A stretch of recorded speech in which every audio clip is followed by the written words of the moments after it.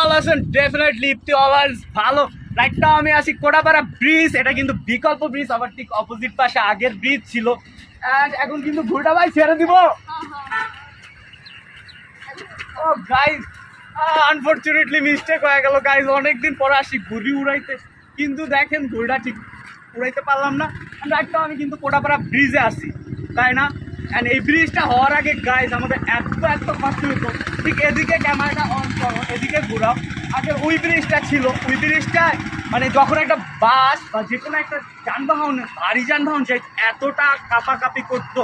আর guys right now এই bridge complete হয়ে গেছে। আপনারা চাইলে এই ব্রিজে আসতে পারেন।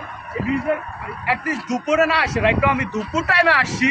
আপনারা আসবেন একটু বিকেল টাইমে বা সকাল টাইমে, তখন হচ্ছে প্রচণ্ড রকমের একটা ভিউ পাইবেন। এদিকে দেখলে আপনারা বুঝতে পারবেন কত সুন্দর, কতটা সুন্দর চাকচিক্য। অ্যান্ড গাইস মানে এই ভিউর কথা বলে শেষ করা যাবে না। আরেকটা কথা বলতে চাই, বর্তমানে মানে ওয়েদার এমন হয়ে গেছে, মেয়েদের মন বোঝা আর ওয়েদার বোঝা একই রকম। বাসার থেকে বের হইলাম, দেখি বৃষ্টি, অন্ধকার, চারদিকে হচ্ছে অন্ধকার নেমে গেল।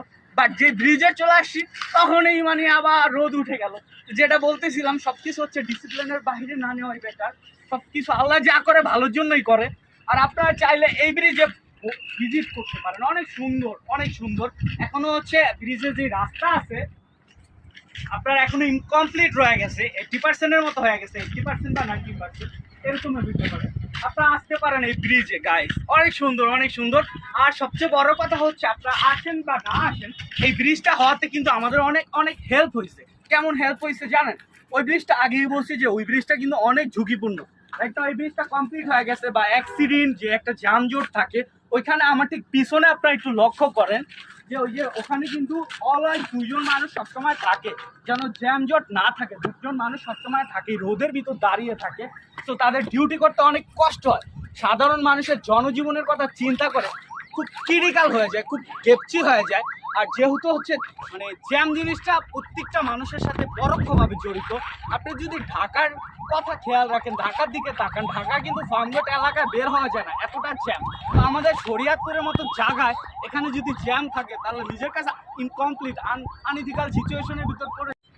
অ্যান্ড গাইস, যেহেতু বারে বারে একই কথা বলি, তো আপনারা এনজয় করেন ভিউটা, এরকম ভিউ পাবেন এখানে। ওটা কিন্তু আগের ব্রিজ, আর রাইট নাও প্রেজেন্ট ব্রিজ হচ্ছে এটা। অনেক সুন্দর, অনেক সুন্দর। বিকালবেলা আসলে, আর ব্রিজটা যখন কমপ্লিট হইব তখন হচ্ছে ফুচকা, চটপটি, বিভিন্ন রকমের মানে ভ্যারাইটির আইটেম পাইবেন। অ্যান্ড অনেক কাপল আসবে এখানে কোয়ালিটি টাইম কাটাইতে।